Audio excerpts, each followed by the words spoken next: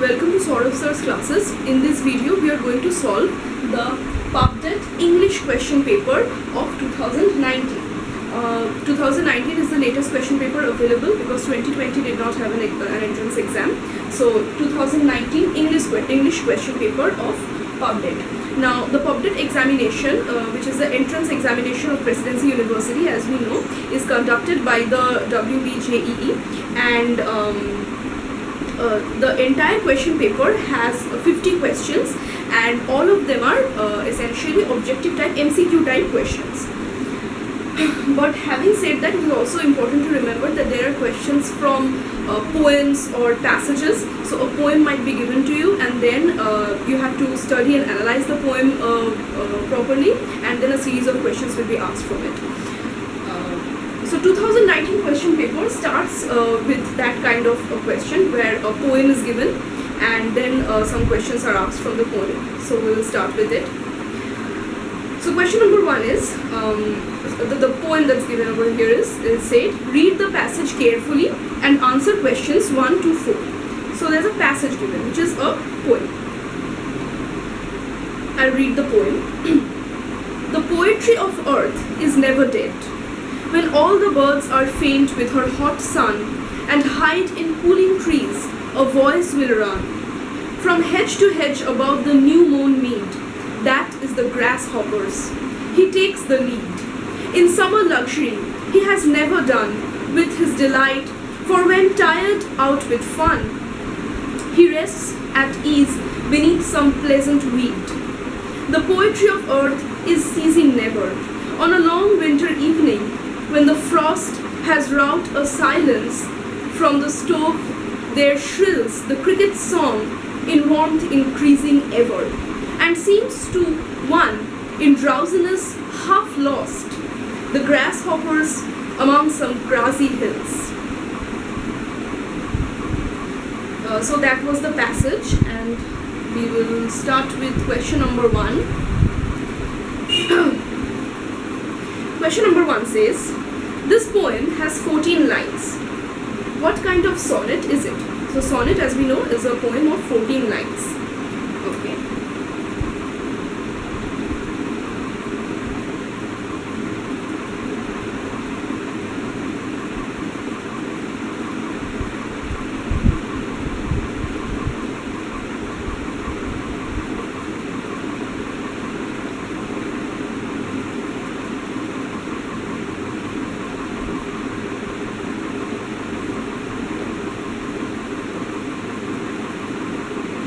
So this is the question, and you're given 4 options. A, Shakespearean sonnet.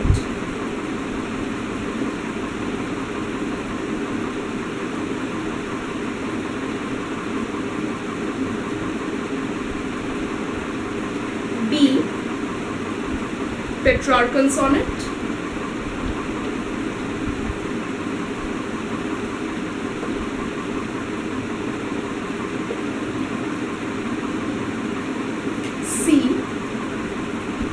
Sorry.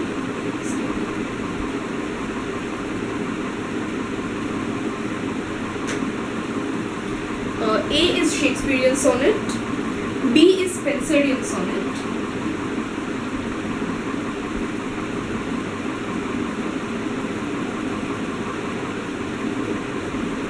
C, Petrarchan sonnet.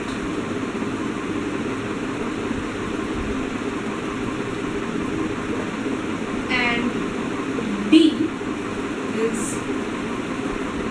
Baudelarian sonnet.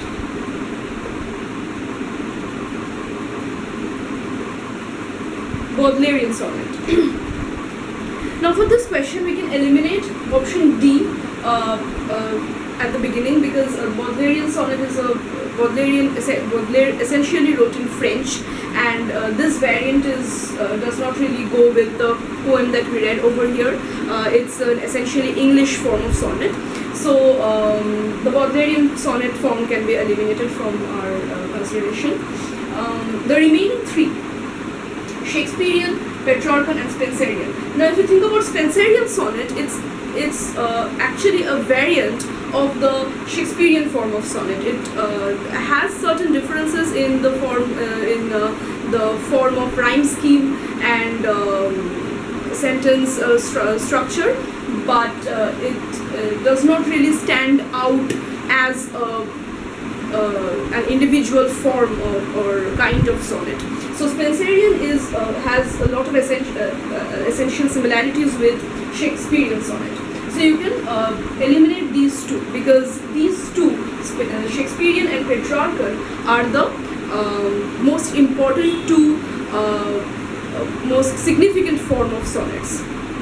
So the answer will be between these two. Okay. The correct answer is Petrarchan sonnet.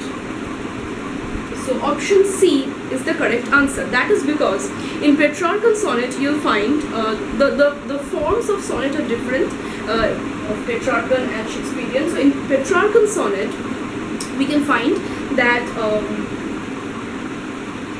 the sonnet, which is a 14-line poem, has two separate sections within the sonnet. The first section consists of the first 8 lines, and the second section consists of the next 16 lines. So 8 plus 16 makes 14. And these two sections, the first 8 lines are called the octet, which is the first 8 lines, and the next 6 lines is called the sestet, which is the next 6 lines. So the octet and the sextet forms the entire sonnet, and you can demarcate octet from the sestet, which is you can differentiate the both with a change of mood or a change of subject which happens. So in the octet in this poem ends with his delight, for when tired out with fun, he rests at ease beneath some pleasant weed. So he rests at ease beneath some pleasant weed is the last line of the octet. So that is the 8th line of the sonnet. And then the next section, which is the sestet, starts with the poetry of earth is never ceasing. It is where he continues into talking about the winter and the sound of the crickets behind the stove in the kitchen. So first he talks about the grasshopper, and he talks about what the grasshopper does and how it flies around, makes all the noises during the summer, during the daytime, and then the mood changes, the subject changes, the focus changes into winter, and the poet then talks about the cricket. So this change of tone and the change of subject can be easily identified in a Petrarchan sonnet, and so there's this octet and the sestet division. So the correct answer over here is Petrarchan sonnet. This is a Petrarchan sonnet. In this context, the Shakespearean sonnet is a different form of sonnet, where the entire poem, in case of Shakespearean sonnet, is divided into 3 quatrains, which means 4 lines each in one quatrain. So 3 into 4 is 12, and then a couplet at the end. So 2 lines at the end, which rhyme with one another. So the rhyme scheme might be A, B, B, A, or A, B, A, B for each quatrain, but this division can be easily identified in a Shakespearean sonnet. So there are 3 quatrains, 4 lines each in one quatrain. So 4, 4, 4, and then a couplet at the end, 2. So that is the form of Shakespearean sonnet, and this one is a Petrarchan sonnet.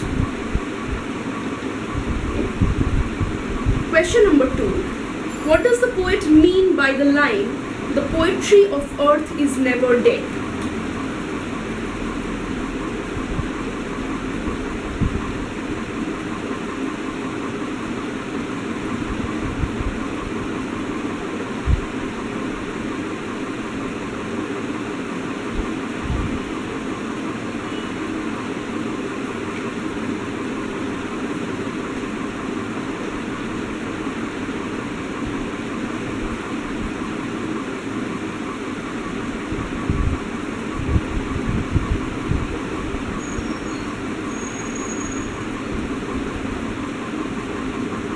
So that is your question. Options are A. Poetry is universal in its appeal.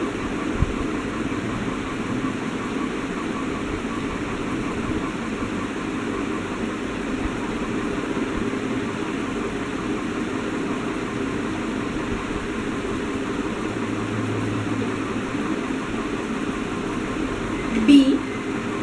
The earth is a very poetic place.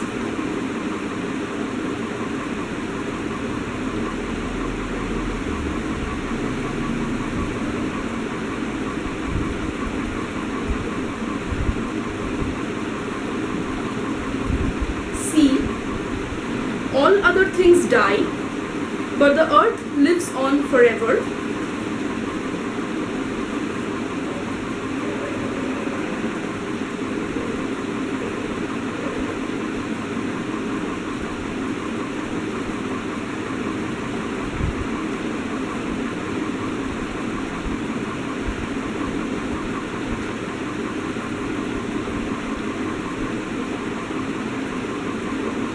And D. Nature never ceases to inspire the poet.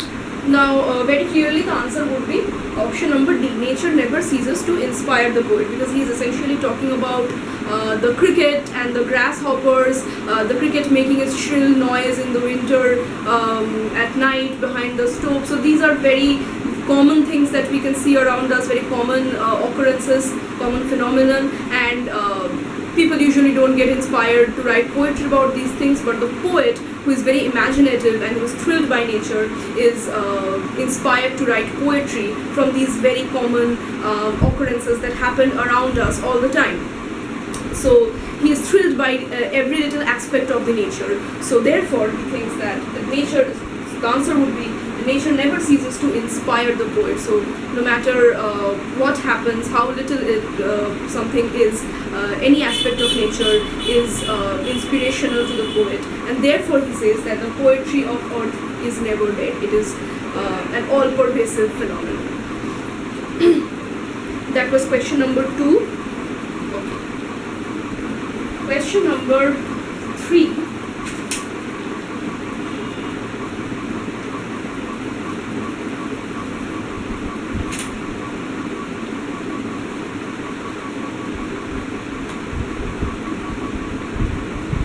Question number 3 is, there is a break in the middle of the line.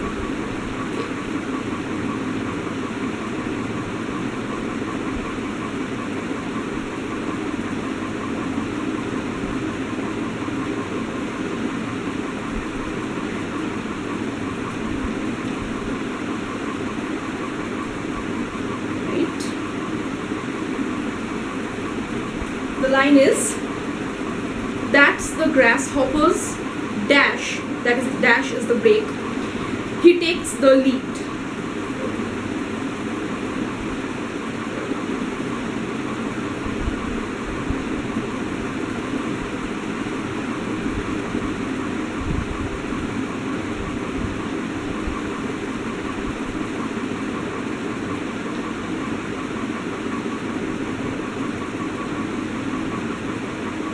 So this is the break that we are talking about, the dash. What is the technical term for this break?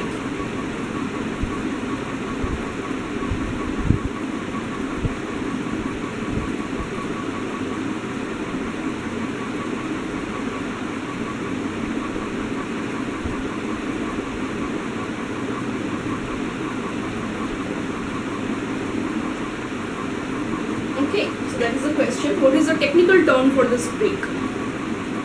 Options are A. Cessation,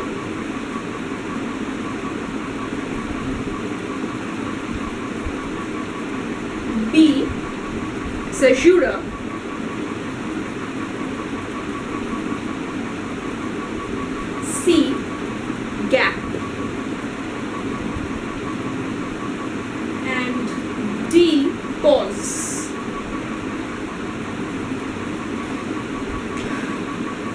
These are the options, and the correct answer is option B, caesura. So caesura is a literary device which basically refers to a pause or halt in the middle of a line. It can be used in poetry as well as prose, but this kind of a break in the middle of the line is called a caesura. It is often denoted by a punctuation mark like this over here, a dash or a comma or something like that, or even this double stress sign is also used in some poems. So this kind of pause in the middle of a line is known as caesura. So we very often tend to call it a gap or a pause in our common terms, but the technical term for it is caesura. So option B is the correct answer. Okay.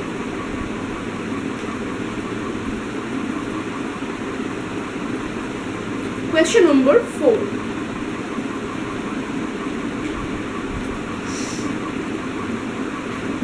What does the grasshopper and the cricket symbolize for the poet?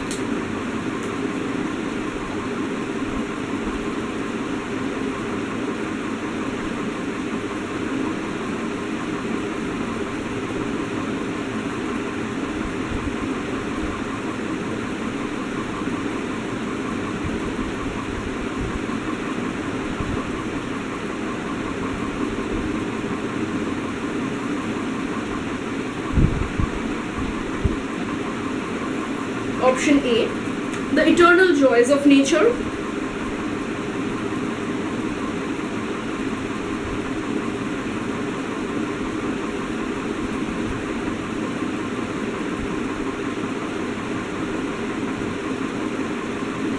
B, the role of insects in nature.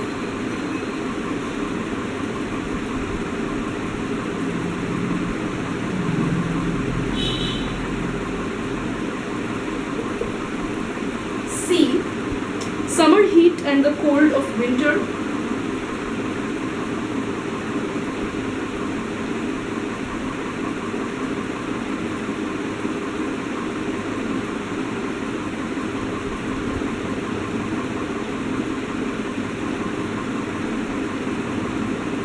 And D, the victory of the smaller creatures over larger creatures.